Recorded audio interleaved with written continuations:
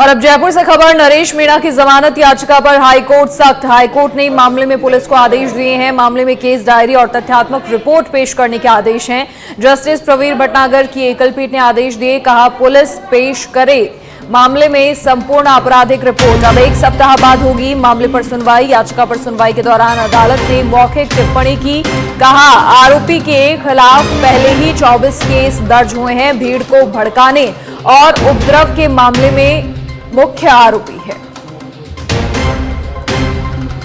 तो बड़ी जानकारी, बड़ी खबर, जस्टिस प्रवीर भटनागर की एकल पीठ की ओर से आदेश जारी किए गए हैं।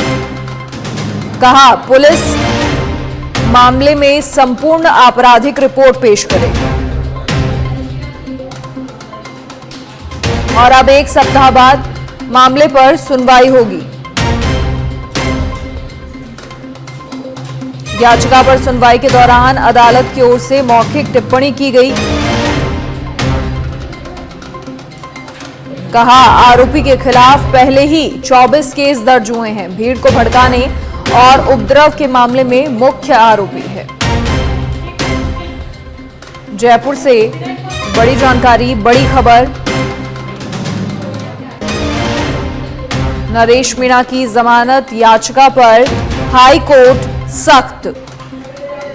हाईकोर्ट ने मामले में पुलिस को केस डायरी और तथ्यात्मक रिपोर्ट पेश करने के आदेश दिए हैं। जस्टिस प्रवीर भटनागर की एकल पीठ ने आदेश दिए हैं और कहा है कि पुलिस मामले में पूरी आपराधिक रिपोर्ट पेश करे और 1 सप्ताह बाद मामले पर सुनवाई होगी। और याचिका पर सुनवाई के दौरान अदालत ने मौखिक टिप्पणी की, कहा आरोपी के खिलाफ पहले ही 24 केस दर्ज हैं। भीड़ को भड़काने और उपद्रव के मामले में मुख्य आरोपी है और इस पूरे मामले में भड़काने वाला ही मुख्य आरोपी है। ऐसे में इस मामले में चोरी और सीनाजोरी नहीं की जा सकती है। अधिक जानकारी के लिए हमारे एसोसिएट एडिटर निजाम कटालिया जी फोन लाइन पर जुड़ गए हैं। निजाम जी, क्या कुछ पूरी जानकारी? देखिए, हाईकोर्ट ने कह दिया है कि मामले में पूरी जो रिपोर्ट है वो पेश की जाए पुलिस की ओर से और 1 सप्ताह के बाद अब मामले पर सुनवाई होनी है। इसके अलावा और क्या कुछ प्रवीर भटनागर की एकल पीठ की ओर से आदेश दिए गए? उस मामले में पुलिस की ओर से 4 एफआईआर दर्ज की गई हैं, जिसमें से एक एफआईआर जो कि 170 संख्या है, उसमें आज जमानत याचिका के लिए नरेश मीणा की ओर से दायर की गई थी।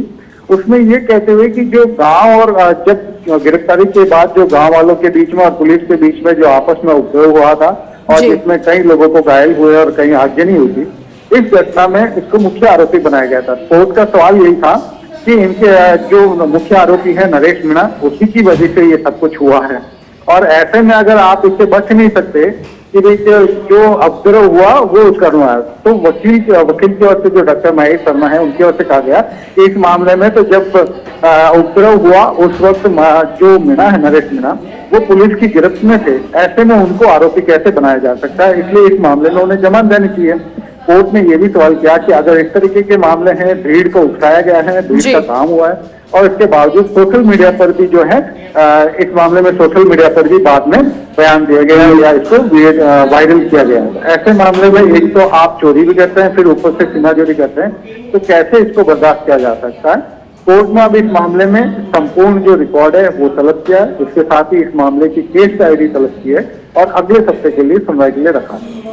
और इसी के साथ जो एडवोकेट हैं डॉक्टर महेश शर्मा, उनकी ओर से पैरवी की गई और कई सारी बातें कही गई। उनका ये भी कहना कि जब उपद्रव हुआ था तो नरेश मीणा गिरफ्तार था, तो फिर वो मुख्य आरोपी कैसे हो सकता है भड़काने वाला? बिल्कुल, देखिए कि जब उपद्रव हुआ, थप्पड़ कांड हुआ, जब उन्होंने उस रिटर्निंग अधिकारी को थप्पड़ मारा नरेश मीणा ने, उसके बाद उनको नरेश मीणा को शाम को गिरफ्तार कर लिया गया था।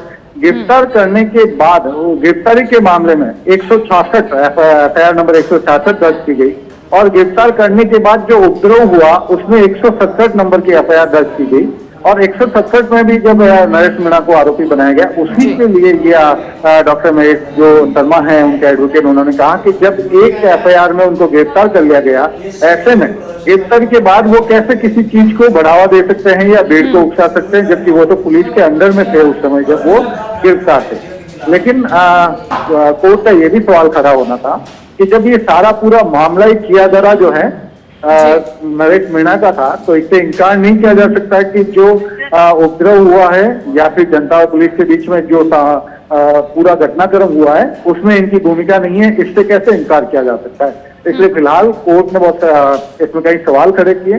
साथ ही ये भी कहा कि चूंकि नरेश मीणा के खिलाफ 34 आपराधिक मुकदमे हैं, जिनको लेकर उनके वकील ने कहा कि ये सब राजनीति से प्रेरित है। कोर्ट ने फिलहाल इस मामले में अब रिकॉर्ड तलब किया है, साथ ही केस डायरी तलब की। चलिए, शुक्रिया निजाम जी तमाम जानकारी साझा करने के लिए आपका। तो अब 1 सप्ताह बाद सुनवाई होगी और पुलिस को कहा गया है हाईकोर्ट की ओर से कि पूरी जो रिपोर्ट है वो सौंपी जाए।